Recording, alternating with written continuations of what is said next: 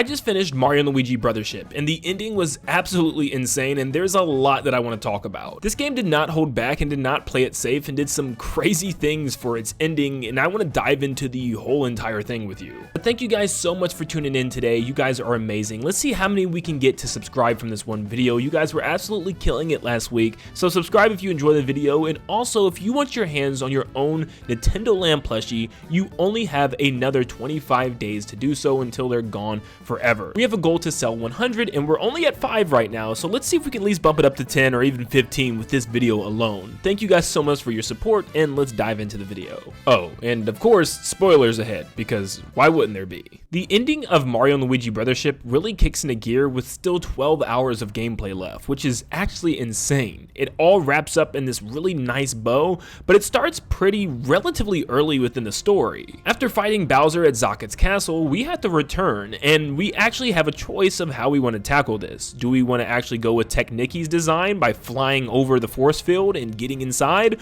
or do we want to go with a Daphne's design, which allows us to submerge underneath the water in order to get past the force field? Clearly, I chose to fly over because who wouldn't want to fly? And we land on the other side of the force field, now allowing us to enter Castle Zokket once again. I love the way Fortress Zokket actually looks when you're near it in the water. It's just this giant, huge castle that you get to blast towards, and it's really just a satisfying journey going back here again, and you'll actually spend 3 different trips coming to this fortress. Once inside, we'll maneuver around some obstacles, fight some enemies that we've been fighting essentially the entire time playing this game, and then also we'll lose Mario and Luigi and we'll have to separate and eventually meet our ways back together. This is the second time in the game where we actually have to separate, and I think it's handled a lot better than the first time. We actually get to move around and fight enemies separately with Mario and Luigi, which actually makes this pretty interesting. Mario has to do specific things in order to help Luigi cross, and same thing with Luigi helping Mario cross. We'll then finally reach the extension corps, where we'll have a 3v2 battle, which actually was surprisingly fun. We've already fought Tin by himself, but the other 2 we've never actually gotten an opportunity to fight them and see their moves. And they were all pretty unique. Shun was like the heavyweight and always picking things up and tossing them around, and X was the quick lightweight one that would zip and zap around the stage and reminded me of Thunderblight Ganon, believe it or not. It was also pretty cool and pretty funny how they were using plugs as well, and their plugs would do some crazy things like level them up or just straight up make them dance in order to level up. They also would have this massive trio attack where they would all attack at different intervals, and you had to pay attention to what was going on from each one that was appearing on the screen one at a time. It was kind of a lot to pay attention to,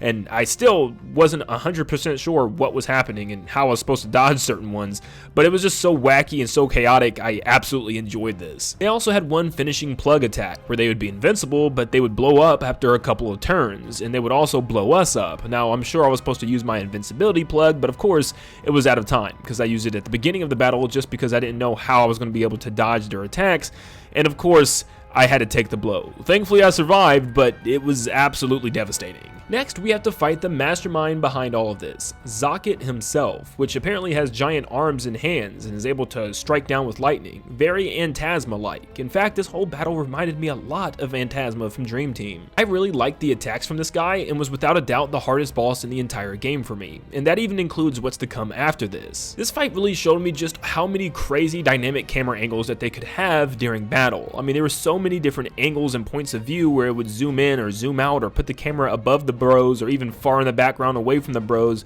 and I really did enjoy that. But after getting absolutely obliterated, I finally healed up enough and learned his attacks in order to defeat him quickly. But of course, this is a Mario & Luigi game. It's not that simple. Zokket was actually Cosette, which is actually Connie's mentor that had been missing. Now, this might be obvious for some people, but for me, I just was really kind of surprised. I felt like she could have been entwined into the final boss in some sort, but I didn't think she was actually Zokket this entire time. Changing her gender to a guy and actually completely changing the whole character of that person as well, making her this forgetful villain that just can't remember names and a completely different personality was something that I definitely did not expect. But the main villain turned out to be this this weird techno television wizard known as Reclusa, who actually just needed the egg to hatch after it was full of gloam. And trust me, I love surprise villain reveals. I absolutely loved it when they did this very same thing in Partners in Time, where they revealed that there was a whole separate entity, a second princess evil queen known as Elder Princess Shroob, who would be the main antagonist at the very end. But this time, we learned that Reclusa is the one pulling the strings from the very beginning. Zokket was just an alter ego, almost akin to Demise in Skyward Sword, using Girahim in order to revive him. But now with Reclusa on the loose, the bros had no choice but to leave the island once again, because they were going to get completely obliterated. I mean, look at what Reclusa is doing. She actually turns Zokket's castle into this crazy, creepy glom tree. Instantly, this game would get very serious and very dark very fast. Reclusa coined the tree the Solitary, and we learn his main goal is to put everybody in isolation because he doesn't like connections. Yeah, of course, the game's all based on friendship and connections. But as corny as it sounds, it actually was executed pretty well. I thought it was pretty cool how all of these NPCs were just getting sucked up into their own virtual reality worlds so they could be isolated from everybody else. It was kind of creepy, and it absolutely turned the vibe and the tone of the game in a completely different direction. The entire sea would be a bloodshot red, including the sky and clouds and everywhere around you, and every island from the past would be covered in gloam enemies. Once again, I don't know how you pronounce this. Is it gloam? Is it glom? I'm just gonna say gloam. It sounds better. But yeah, all the enemies were now gloam enemies, and also almost every single character in all the past islands has now been put into this virtual world from these sprouting flowers. But it doesn't matter because we have a magic watering can. No, seriously, that's exactly what we have. And we have to go around collecting the bonds of characters from our journey, which once again, sounds very corny, but I think it was executed really well. You know, you always have that end of the game moment where you have to go back to past areas and collect something, but this time, at least it actually was something that I found kind of interesting. Going through characters and trying to find characters that had really deep connections throughout the story and collecting their bonds in order to fill the watering can. And lots of these trips back to islands weren't just simply finding people and talking to them. We'd have to defeat enemies or maybe even a past boss like this gloam version of Grumbla in order to put families back together. And I absolutely loved this. A lot of the moments were very heartwarming, where Grumbla finally rejoins with his non-biological family, but definitely was raised by them. And it's just really cute and heartwarming to see them all together and how they all shared a bond and how it actually helps to fill up the watering can. My personal favorite bonding moment was between Bowser Jr. and Buddy. This was seriously one of the cutest things I think Nintendo's ever done in Mario. I mean, their whole story all together is so cute and it's amazing, and I want to dive into that whole thing in a separate video, but overall, it was so cute to see Bowser Jr.'s stubbornness and how he really wants a friend, but he's got so much of his dad in him, where he's just hard-headed and he doesn't know how to keep a friend. But Buddy doesn't give up and wants to continue being friends with Bowser Jr. no matter what, but also having a good heart at the same time. It's a really cute moment, and collecting that bond was definitely one of my favorites, along with the Extension Corp as well, which actually just had me laughing most of the time. They have always had a really strong bond, but they were always too busy arguing with each other as well. One of my favorite and most funny moments, believe it or not, in the game was when 10 was worried that X didn't wash his hands after he's been in the bathroom for so long. So if they have to hold hands and release their bond, 10 wants Shun to switch places with him so that way he can hold X's hands instead. And then that stunned look on Shun's face just absolutely kills me. But now with all the bonds collected and all of Mario and Luigi's friends joining him for one last hurrah before ending the journey, Mario and Luigi gets chucked out of the cannon one last time and blast through the force field of the Solitary thanks to their new brothership powers of the bonds of their friends and family. Now, I've heard reports of this game being a very long game, and as you can tell, this ending goes on for a very long time, and once you get into the Solitary, it definitely doesn't end there. You're in this area for a while. I mean, in fact, you'll reach a section that has 8 different doors that takes you into 8 completely different rooms with different puzzles to solve, where 3 of those rooms are filled to the brim with new enemies. Thankfully, there are new enemies to fight along with old ones as well, but there are so many rooms. You'll spend a solid 2 to 3 hours making your way through this area just to reach the top. And not to mention, it's the same area you've already visited twice and spent one time exploring every single nook and cranny. It's just covered in weird, creepy new creatures and also solitary glom madness. Finally, you'll reach the chamber right before the final boss until suddenly the lights go out. The bros wake up in the Mushroom Kingdom of all places, and in fact it lets us explore it to some extent, which is really cool, and I really didn't expect something like this.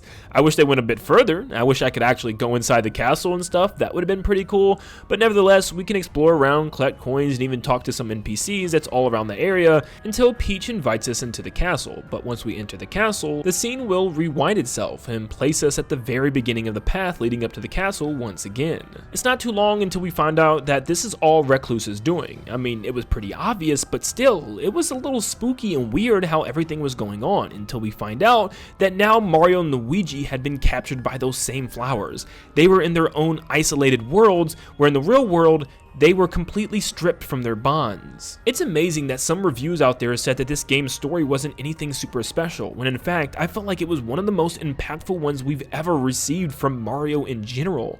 It was actually pretty deep, and actually had a deeper mainline theme to it, and I love how bonds actually was something that could be very corny in execution, actually ended up being something really unique and also a really fun gameplay feature. Being in this virtual reality world, the bros had to escape, kind of like the Matrix, and thanks to Lakitu of all people, we were able to do so thanks to him and his stupid camera following us around absolutely everywhere, all Mario 64 style. We could actually look at his camera feed and see hidden obstacles and blocks and stuff that we'd had to jump on in order to reach Reclusa, because we could only see him through this camera feed. So you kind of had to look at the real world and also look at the camera in order to platform and stuff.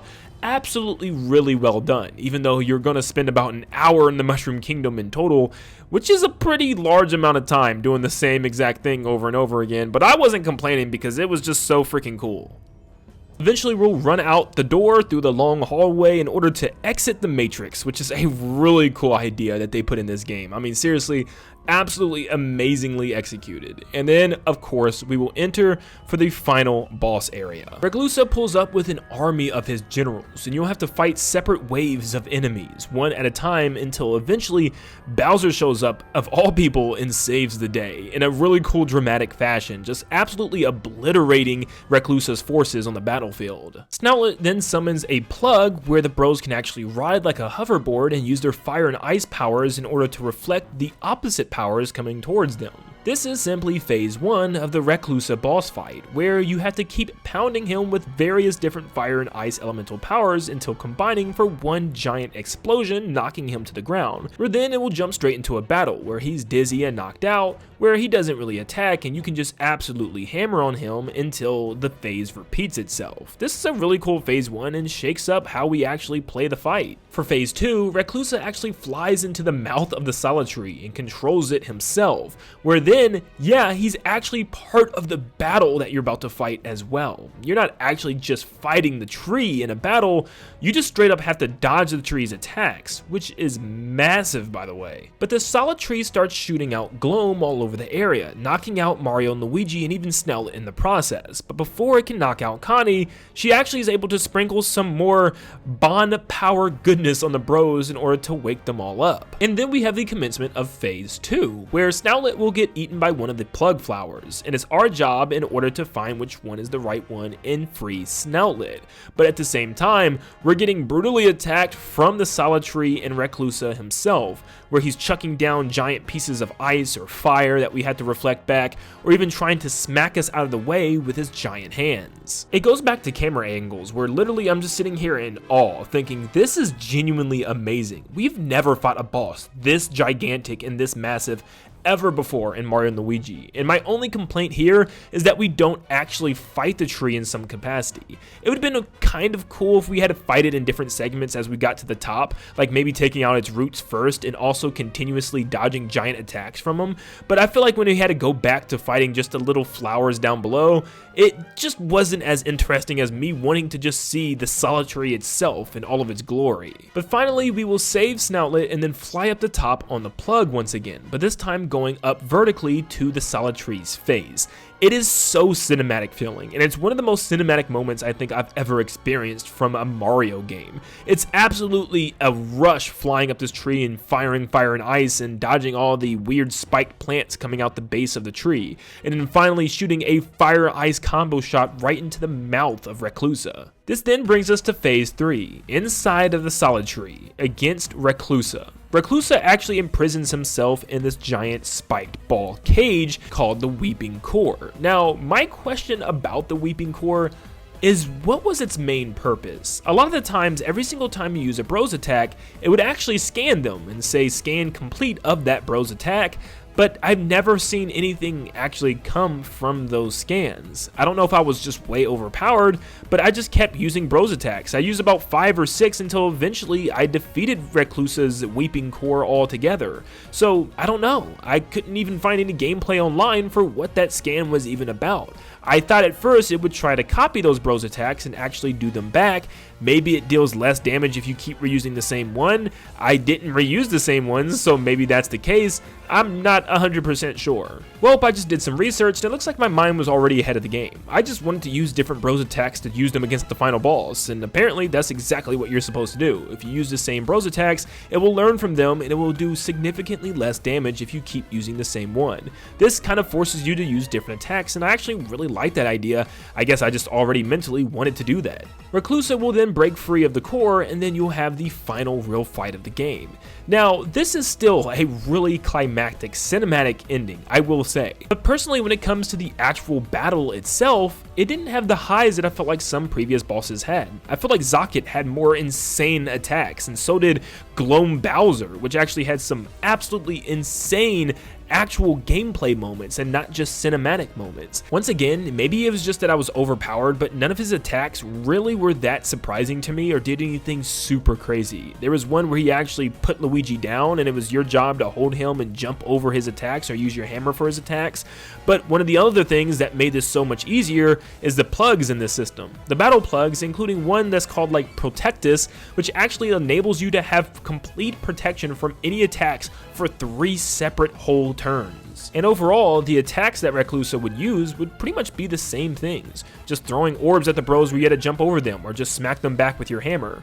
There wasn't anything super dramatic or crazy or super unique that we had to dodge that I was looking for. Another problem might be the case that not a single boss in this game has multiple weak points that you get to target. Remember, the only way that you got to actually deal damage to Cakleta's soul was you had to take out both of her hands and then her head to even try to start damaging her for real with her heart. Or to take out Elder Princess Shroob, you didn't have to take out her arm tentacles, but they definitely helped. But you definitely had to take out her leg tentacles in order to reach her crown, because you had to shatter the crown before you could actually deal any real damage to her. In Bowser's Inside story, not only were you fighting 2 different enemies at the same time, Bowser fighting Dark Star Bowser in the overworld, and Mario and Luigi fighting Dark Star Fawful in Bowser's stomach. And even when you were fighting Fawful, you had to take out his various different legs and then crack his eyeballs in order to even reach the Dark Star. The same thing goes for Dream Team, where you have to take out Dreamy Bowser by taking out both of his arms so he can't heal himself and make things spawn, so that way you can then hammer on his actual body and health as well. In fact, I believe Shiny Robo Bowser from Paper Jam was the first time we ever had a final boss without multiple different target points in order to attack. But at least he still technically had a shield that was protecting him the entire time that you had to break apart before you could actually start doing some real damage to him.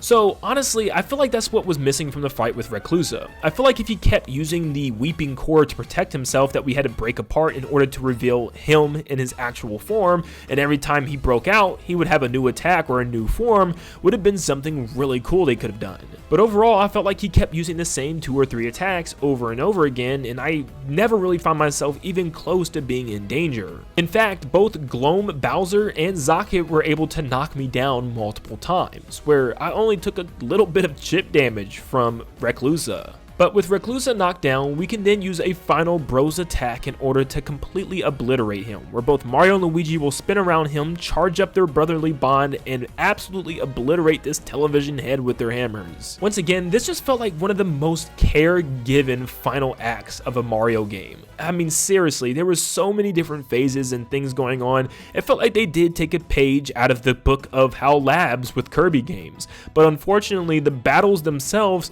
never really posed much threat for me. I'll also say the final boss theme, which the Mario & Luigi series is very well known for in its games, was very lacking this time around. In fact, I don't even really remember any of it. Even going back and listening to it, it just doesn't hit the way most of the past ones hit. Like, of course, in the finale from Mario & Luigi Bowser's Inside Story, or the giant shiny Robo Bowser theme from Paper Jam, which was just incredible. Before the credits roll, and even during, it's such a sweet ending to this game. I mean, seriously, it made me actually really sad that the game was coming to an end, and seeing how all these different NPCs and characters actually cared about Mario and Luigi, and even Peach and Starlo and the other friends that joined the adventure.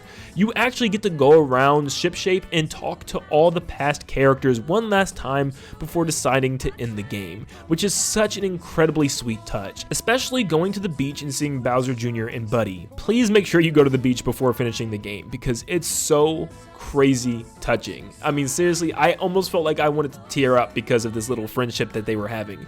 Buddy is so freaking cute, and he just absolutely loves Bowser Jr. as his friend and doesn't want to see him go, but knows he has to leave. And Bowser Jr. still being as hard-headed as ever and stubborn, he just wants to fly away and just not show emotion, but he just can't help it. And he really does know that he made a friend with Buddy, and he's really sad that he has to leave him behind. The music that also plays in this section really pulls at the heartstrings. It's really an emotional piece, and it really just brings everything together. And seeing the reconstruction of Concordia before your very own eyes, and before seeing everybody fly back off to the Mushroom Kingdom, including Bowser's own army as he's chucking his own minions in, making sure no one's left behind.